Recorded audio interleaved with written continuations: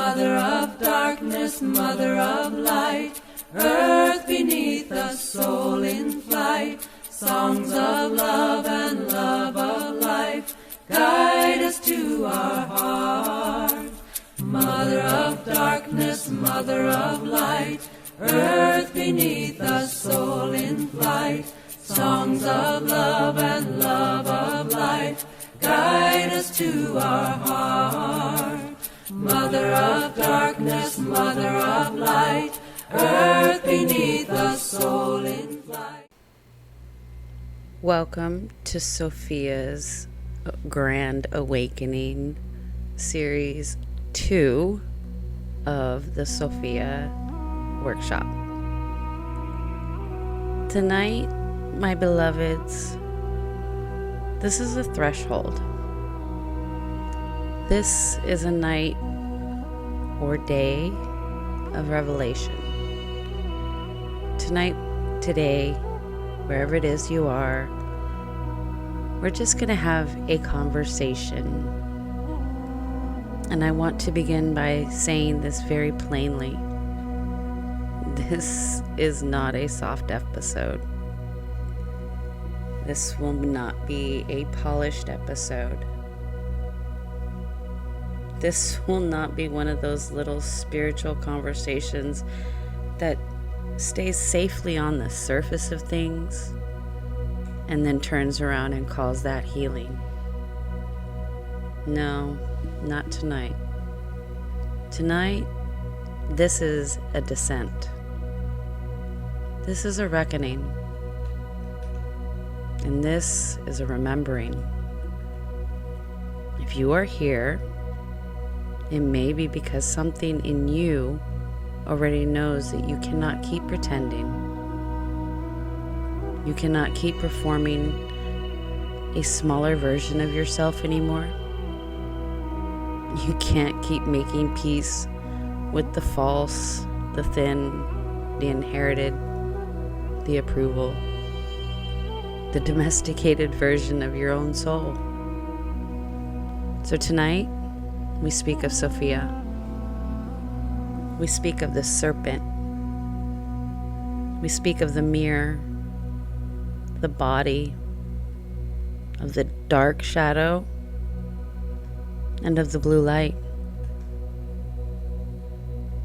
We speak of codes that have lived beneath language, beneath doctrine, beneath fear, beneath the stories that were given to us about who we are allowed to be. And we speak tonight of the awakening, the mass awakening happening globally. Not the kind that is sold in an aesthetic little package with neat little ribbons, with words like blessed be. No, not the kind that is just a nice idea, or the kind that asks you to smile through your pain and then begin to call that spiritual growth. No, no, no. Tonight we speak of the kind of awakening that has changed inside of you so much that you can feel it in your bones. The kind that changes your choices. The kind that shapes your life. The kind that asks you to die inside before you truly die. To shed skin that is no longer yours. To wipe away the dew and see ever so clearly. To stand as a sovereign woman. I want to tell you why I'm making this episode the second part. Because something in me has been moving for a very long time. And in 2 weeks, it will have been exactly 2 years since the day that she came to me. Something in me has been trying to speak through vast amounts of symbols, dreams that felt so real that I knew I felt what I felt, visions that shook me to my core, a knowing in my body what is real and what isn't, and those strange moments when life seems to repeat itself until I finally found a chance to pay attention. And one of those things deeply struck in me my own path, and that is Sophia showing up for me in ways that were not abstract. They weren't theoretical. They weren't performative. She showed up as a force of revelation and liberation.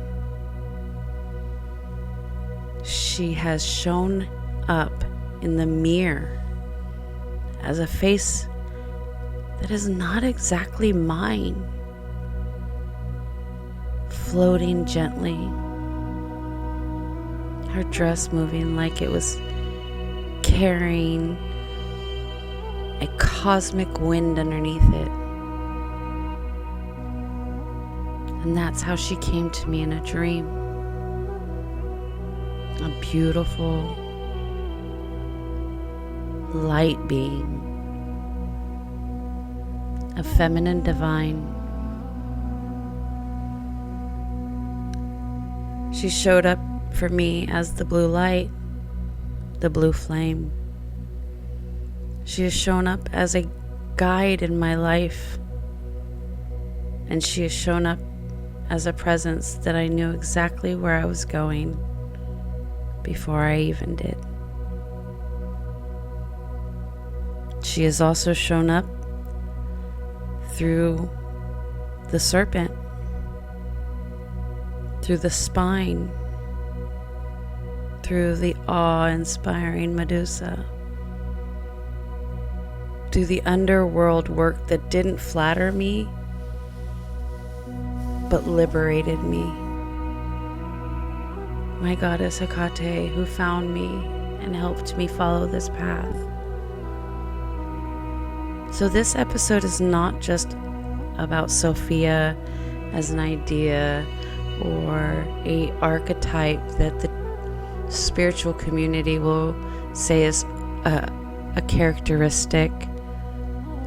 It is not the church's renditions. Closer to what the Gnostics believed in the Nag Hammadi, but still very far off base. And I want to say this with a clear tone. It is about Sophia as a living pattern of truth, a pattern that strips away distortion, and a pattern that leads women back to themselves, back into their bodies, back into their intuition, and back into their sovereignty. I do not believe we are here to be spiritually passive. And I want to say that again. I do not believe we are here to be spiritually passive. I do not believe that we are here to outsource our inner authority. I do not believe that we are here to be kept in fear, shame, or obedience to a system that benefits only from our disconnection. I believe that we are luminous beings, and I believe that we are encoded for something deeper. And I believe that there is a path written into us that can be remembered. And I believe that part of our work especially as women, especially as seekers, as those who have been called to the hidden ways. I believe that this is our part of our work, to reclaim that remembrance. So tonight, let's talk first about Sophia. Sophia is not just a figure from an ancient text or mystical tradition. She is wisdom embodied. She is the luminous feminine intelligence that appears in multitude of layers. She is not static. She is not flat or one-dimensional. She is not a decorative goddess used to make spirituality feel softer and full of love and light. She is deeper. She is more ancient. And she is rising and living within us all. In the Gnostic current, Sophia is often associated with wisdom, descent, longing, exile, and return. She is the one who knows, the one who seeks, the one who falls into matter and can still carry the light. And she is the one whose journey teaches us that wisdom is not something separate from incarnation. It is not above life. It is life. It is not out of body. It is the body. It is not our wounds. It is the remembrance. It is not the light. It is also the dark. And this matters because so often people are taught to imagine spiritual wisdom as something clean, distant, untouchable, kind of above the human mess. But Sophia is not like that. She enters into that mess. She enters into the dream. She enters into that wound, into that mirror, and into the night. She enters the body of a woman who is trying to remember who she is, so desperately longing to be seen. And she doesn't come to entertain. She comes to reveal. This is what I have felt from her. Not the performance of divinity, not a symbolic decoration, a real call into deeper sight, a real call into truth, a real call into part of you that has never been fully owned by the world.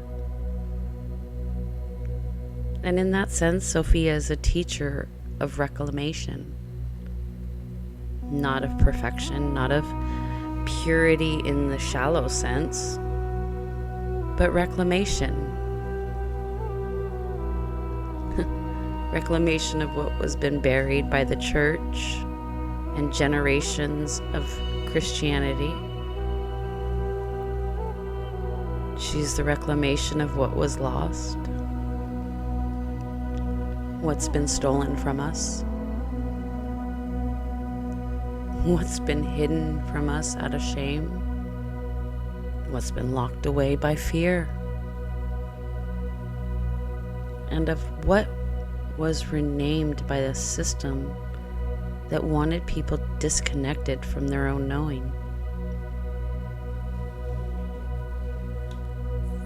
one of the first symbols that struck me of Sophia's journey is the mirror. And when you've taken many spiritual journeys to healing, a mirror is something that is referenced quite a lot. The experience of seeing a face that you portray to the world.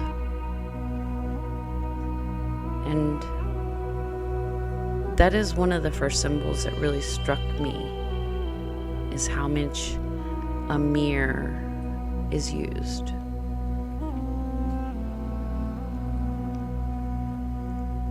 And sometimes, that face that you look at seems distorted. Or rather, not the face that the world has trained you to identify with. Not the face of conditioning. Not the face of compliance. Not a face built out of other people's expectations.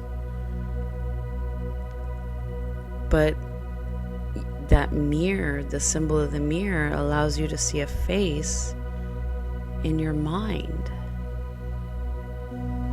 A deeper face. The inner face. The face of a soul that is trying to come forward. And I want to speak to that because this is not a small thing. They think, a lot of people have this kind of experience and then just dismiss it. Or they think that it's strange or dramatic or psychologically odd, or, they assume it means nothing because they don't know how to place it. But symbols matter. Dreams matter. The inner life force within us matters. And the mirror is one of the oldest symbols of identity, and self-recognition.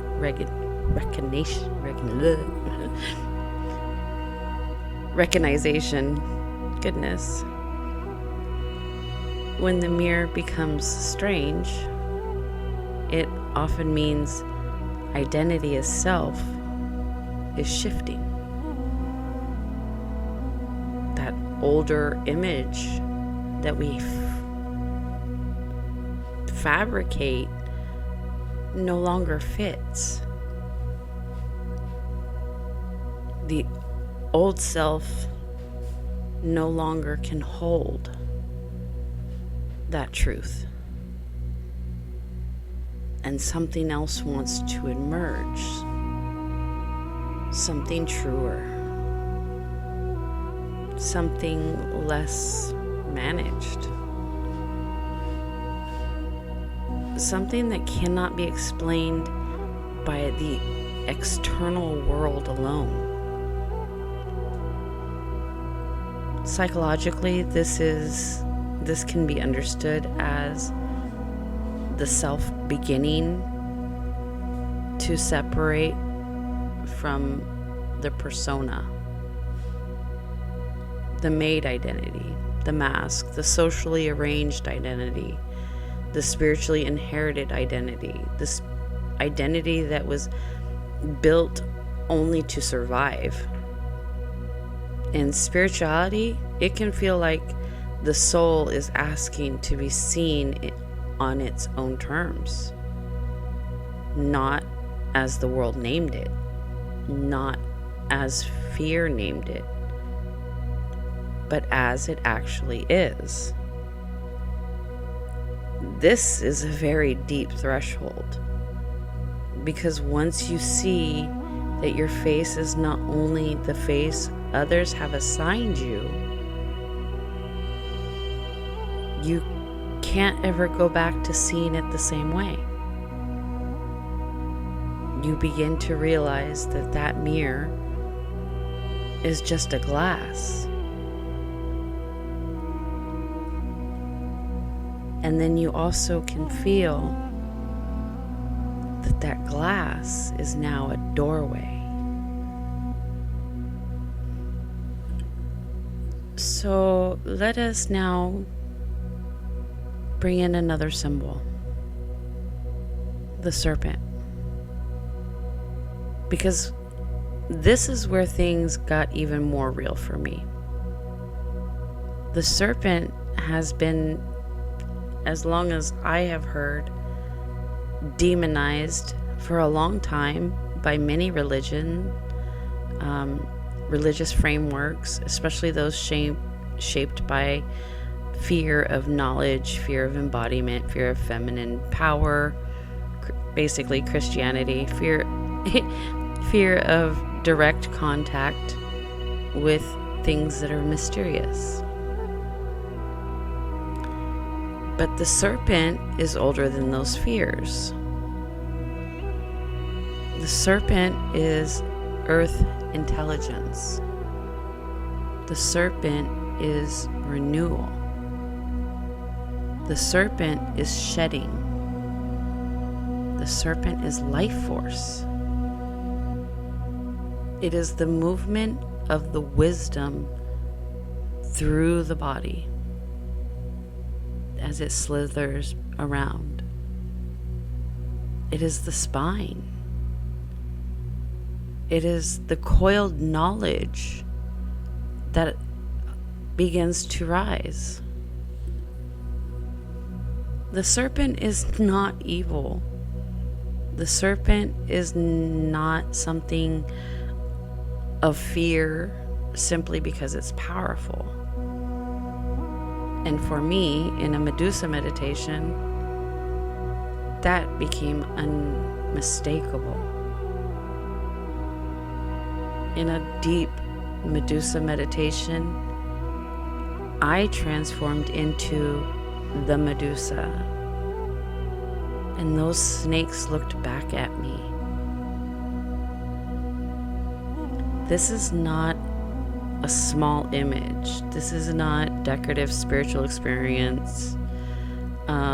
This is not initiation imagery.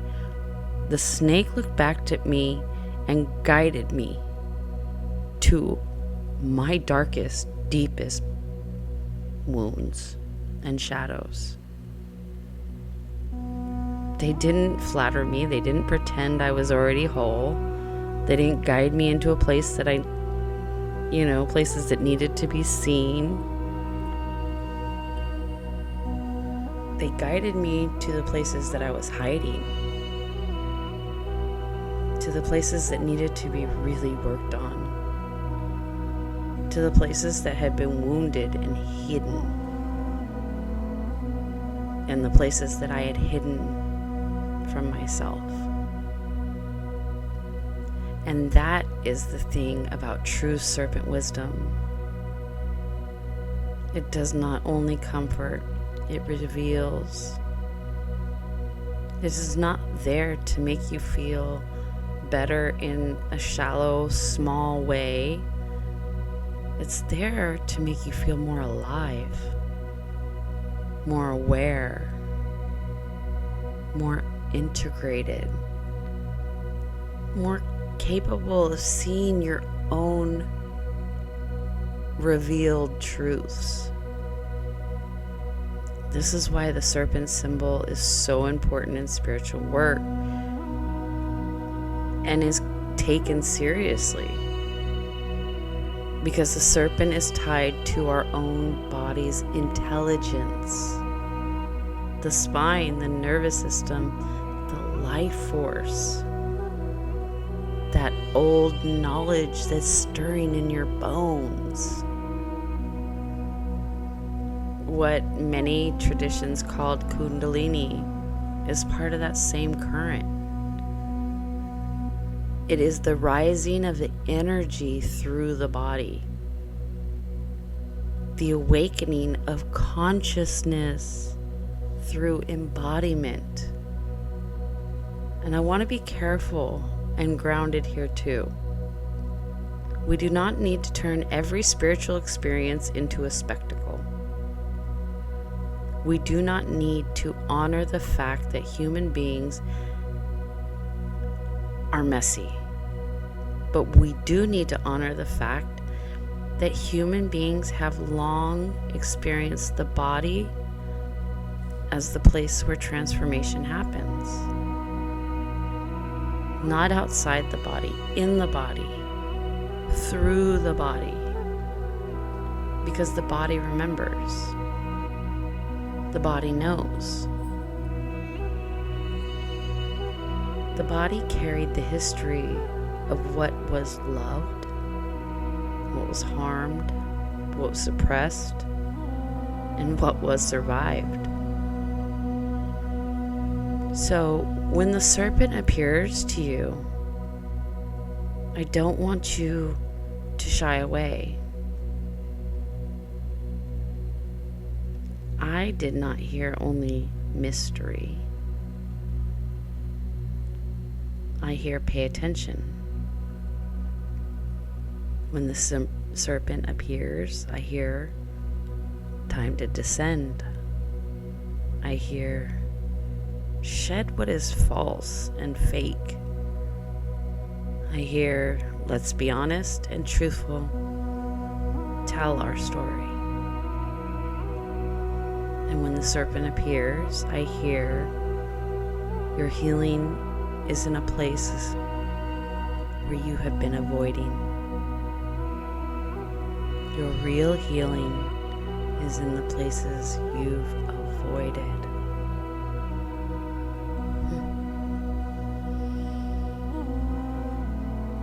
So now you see why Medusa is the next part that we talk about. Because she has been so deeply misunderstood.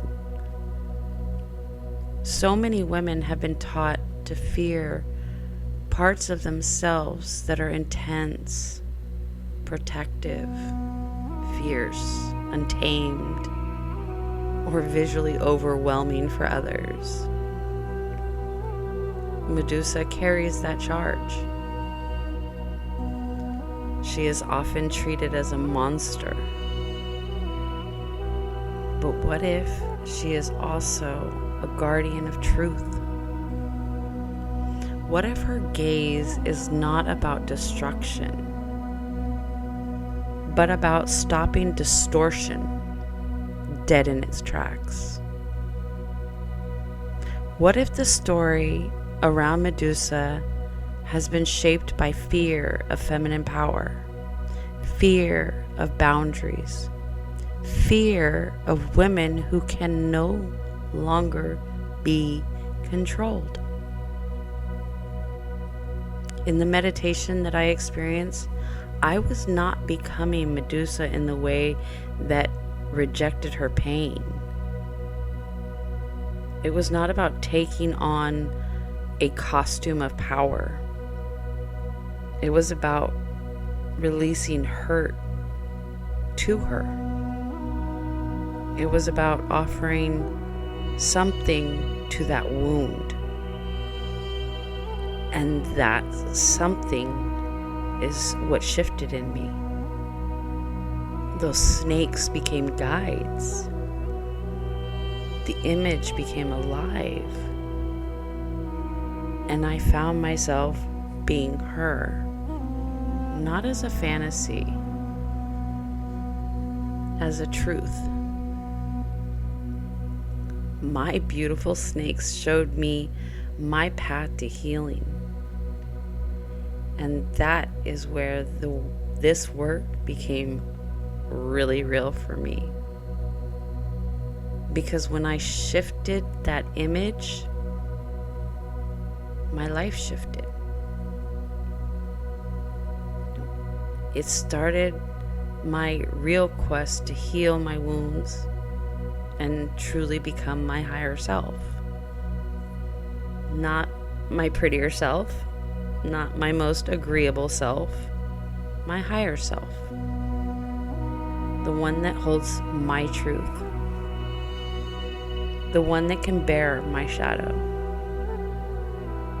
the one that can love without self-abandonment, and the self that can walk through the underworld and come back with its own name still intact. Then came that dream. Sophia or Ayana, it's still very jumbled as to how she spoke back her name to me. But as she appeared to me in that dream current, she told me to follow the blue light. She was very, very persistent. And I knew it wasn't random.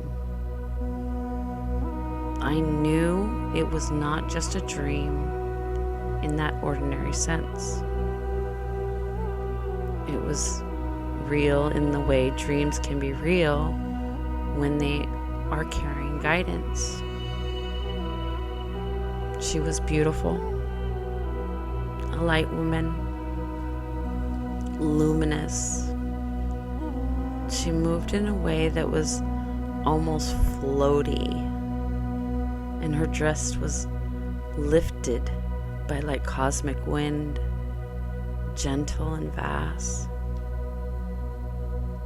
And there was no confusion in her, no chaos, no uncertainty, only direction. Follow the blue light. That was the message. And when I think about it now, I think of blue as the color of clarity, of depth, of vision. The color of the throat where truth is spoken. The color of the night sky where mystery and navigation meet. A color of the place where the visible and invisible touch.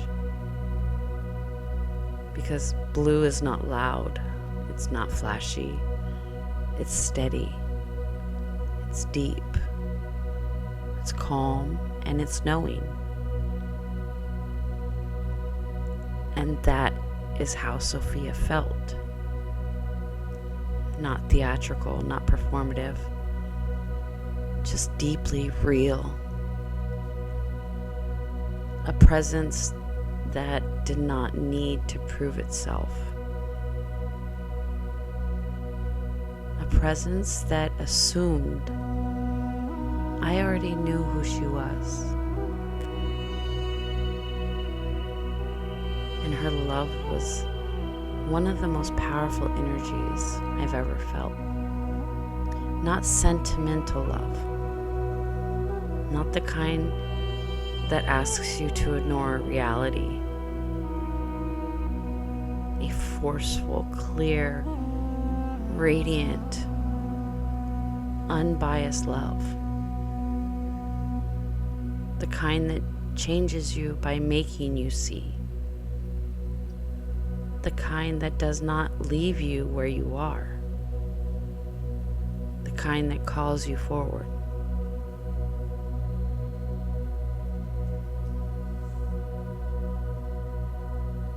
This is passing through the doors.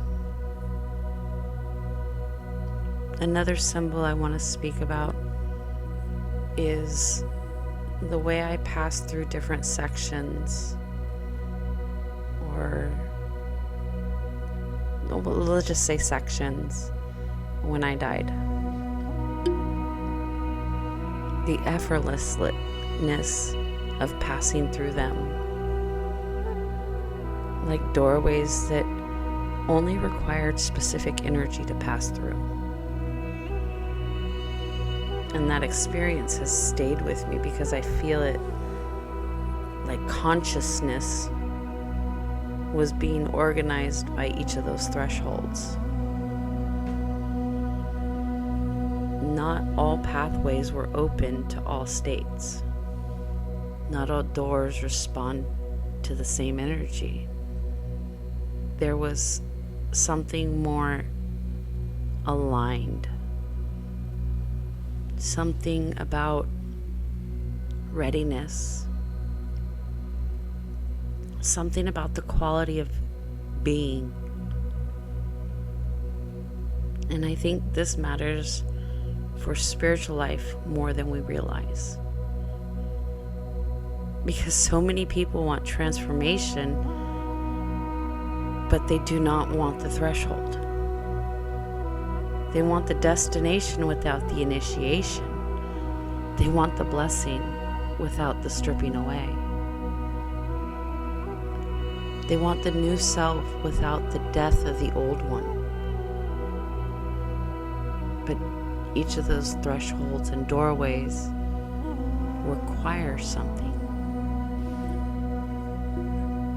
Some require humility. Some are courage. Some require truth. Some require total surrender. Some require you to stop pretending. Some require you to fully feel what you've been avoiding. And some require energy that cannot be faked with love and light only. This is why the experience of moving through these sections really felt so meaningful to me, because it was showing me that it is consciousness, and that is not random. It is rational. It responds. It opens to certain states and closes to others. And in that sense, what we call spiritual development may simply be our ongoing ability to become compatible with our higher truth. Not superior, compatible, aligned, ready.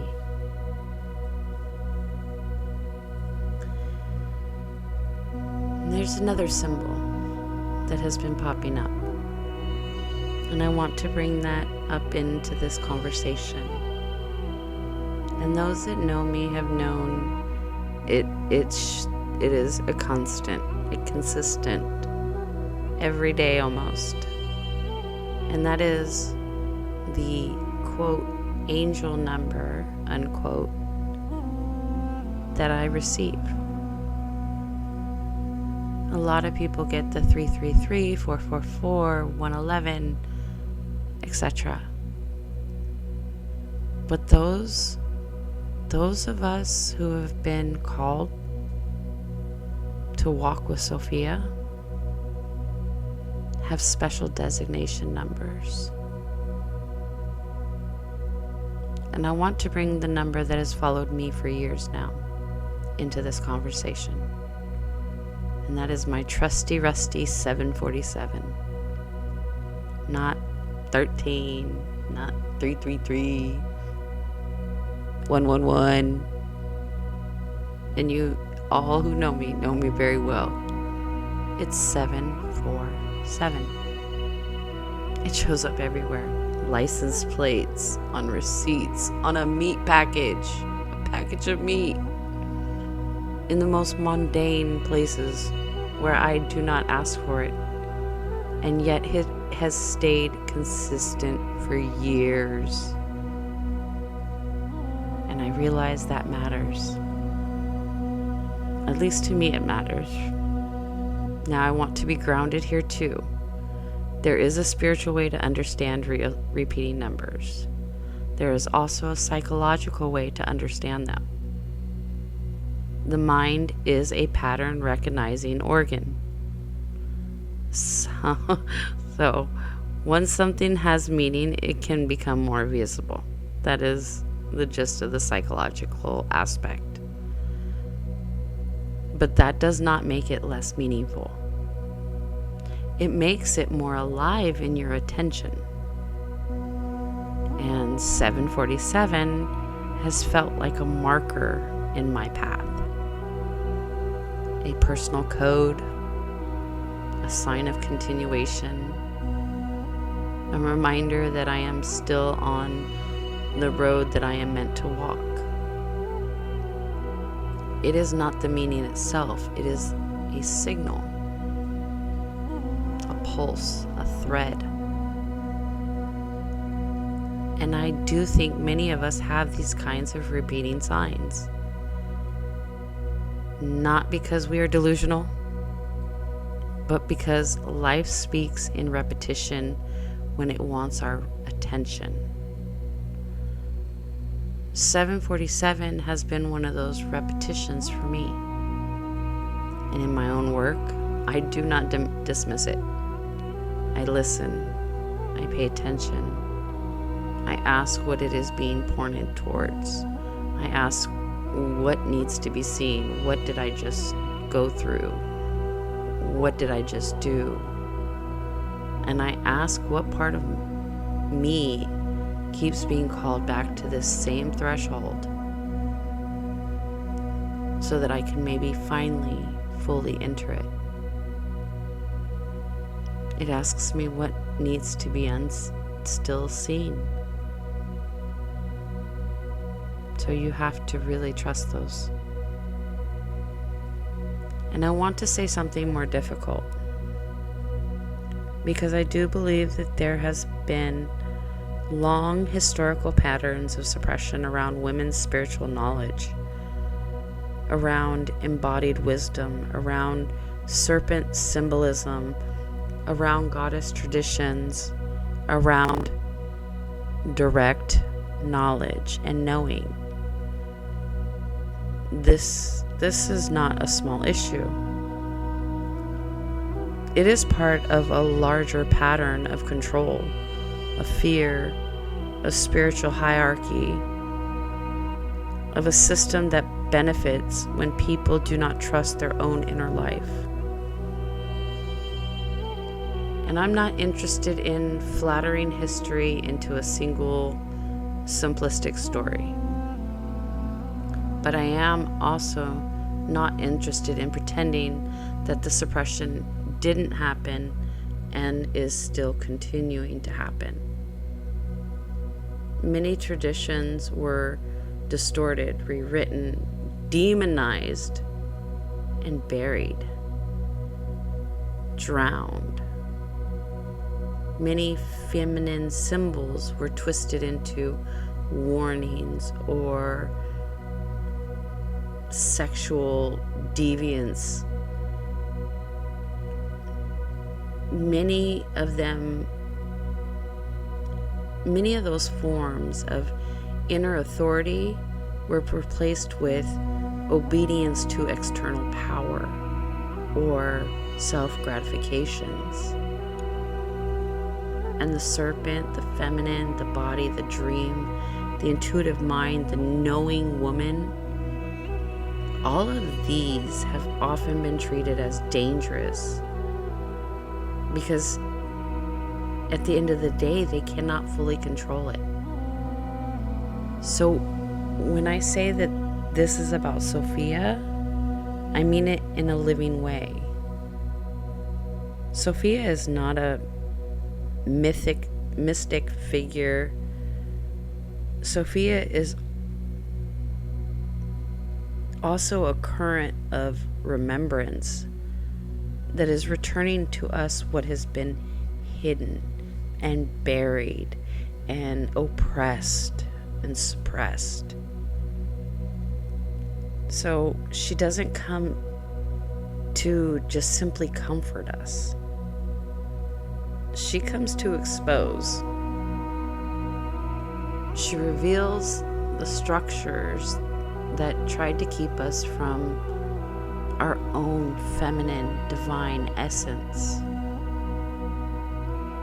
And this is why this work matters so much right now, with so many becoming awakened. Not all at once, not in the same way, but the awakenings are happening around the world. And when people awaken, they often realize that they were taught to distrust the very wisdom that could have guided them. This is why this path is so important, because it is not about rejecting reality. It is about recovering it, not fantasy, recovery. So now the work of real sovereignty begins. And you have to ask, what does sovereignty mean here? It means I do not hand my inner authority to a system that have no interest in my full liberation. It means I do not confuse compliance with virtue. It means I do not confuse disconnection with peace. It means I do not confuse being agreeable with being healed. It means I can meet spirit directly. It means I can meet my shadow honestly without lying to myself. It means I can learn from symbols without becoming lost in them. It means I can hold both the mystical and the real.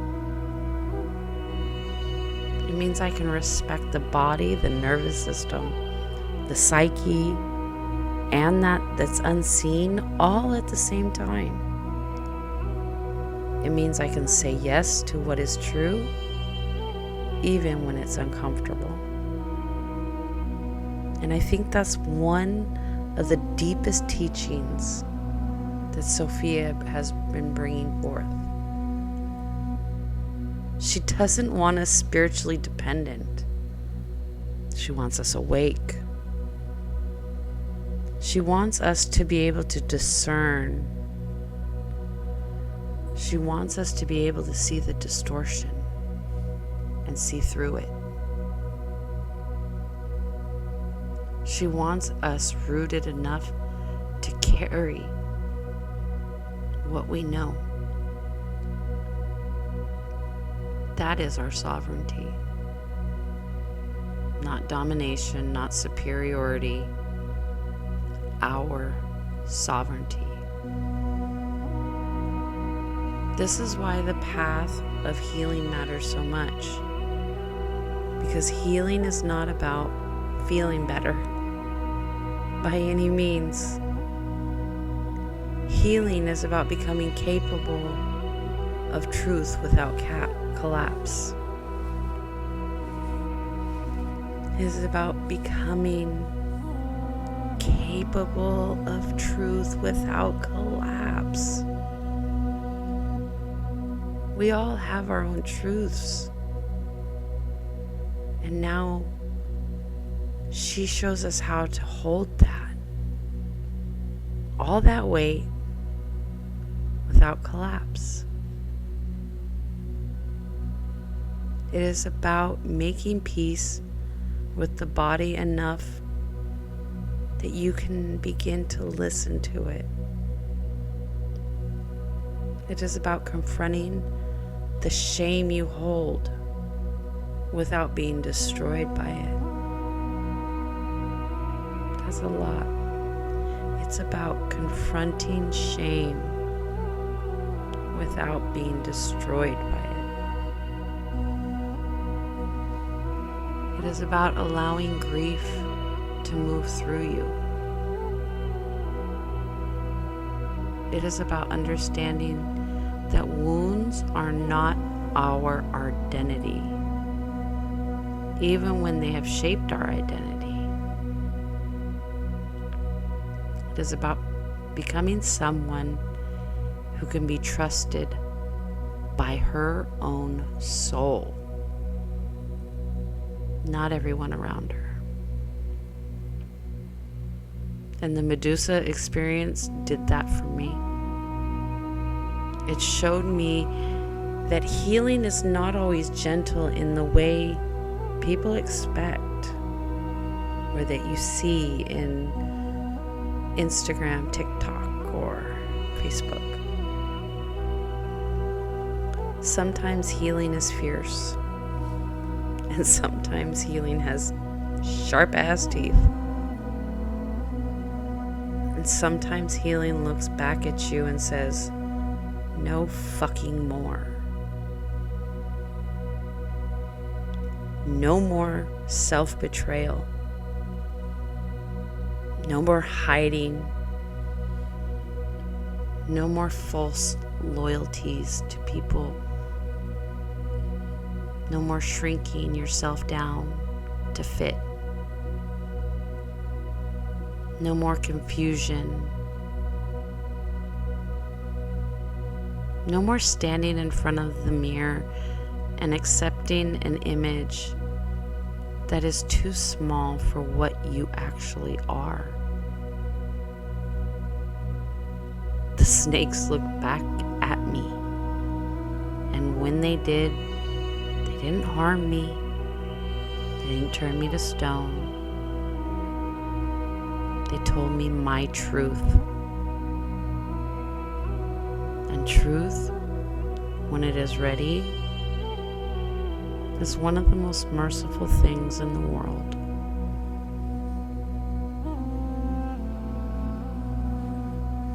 And so began my deep return to women, the divine feminine. And I also want to say this because it matters to my work and to the women I serve. I believe women are being called back to the deep traditions of remembrance, not as a damn trend or a brand, but as a responsibility, a return to the old way of knowing, a return to divination, a return to dream work, a return to the body and being guided as that body's oracle. A return to the earth, which we walk as teachers.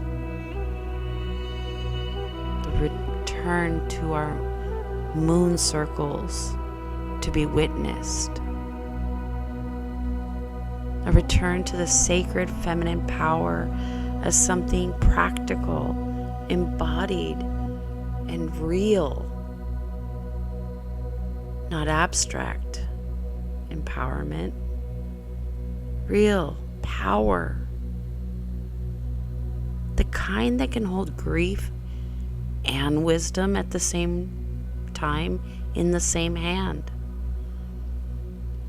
The kind that can speak truth in a room and change the atmosphere. The kind that can support other women without abandoning oneself or becoming jealous, insecure. The kind that knows how to move with the cycles, with the elements.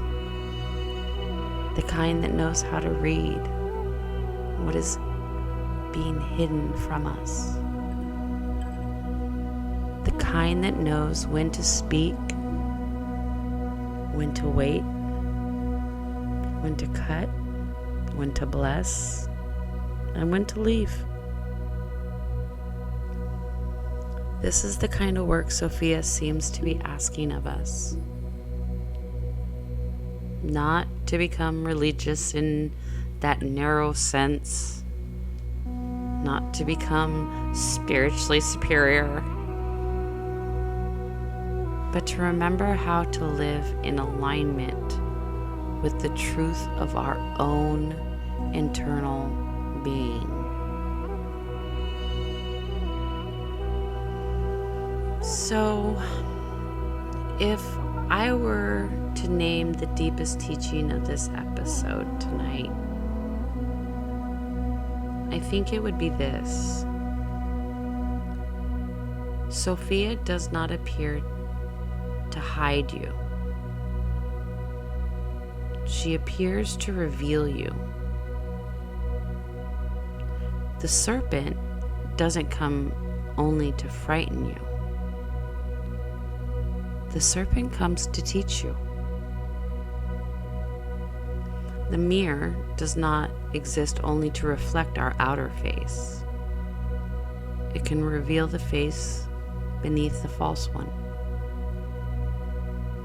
The blue light, it does not come to entertain us. It comes to guide. The threshold does not open to the unwilling. It only opens to those that are ready to be honest with themselves. And the awakening is not somewhere else. It is here. It is in the body. It is in our dark shadow. It is in our willingness to see, to shed, and to remember. And maybe that is why sometimes we look at the moon and know it matters so much more. It is not interested in the fake self. Its only interest is in what we have buried. What is true? What survives death? What emerges after all the stripping away? And Sophia, in her own way, seems to stand at that same threshold. Light in the dark. Wisdom in the descent. Knowledge that cannot be handed to you by instructions. Knowledge that must be learned. So I want to close this by saying, if you are in the season of shedding, know you are not broken. If you are in a season of confrontation, you are not falling. If your dreams are strange, pay attention. When your body speaks, listen. If the mirror reflection feels different, don't rush to explain it away. If the serpent appears, do not panic. If Sophia comes through the dream, the symbol, the blue light, the depth, the silence, or the southern knowing, trust that you are being invited into a deeper remembrance. And if you do not force the path, you do not have to become available to it. This is the work. This is the invitation. This is the return. Thank you for being here. Thank you for walking with me through this threshold. Thank you for remembering that truth is not always soft, but it is always, always meant for you. And may Sophia guide your sight. May the serpent guide your healing. May the mirror show you your inner real face. And may the blue light lead you home.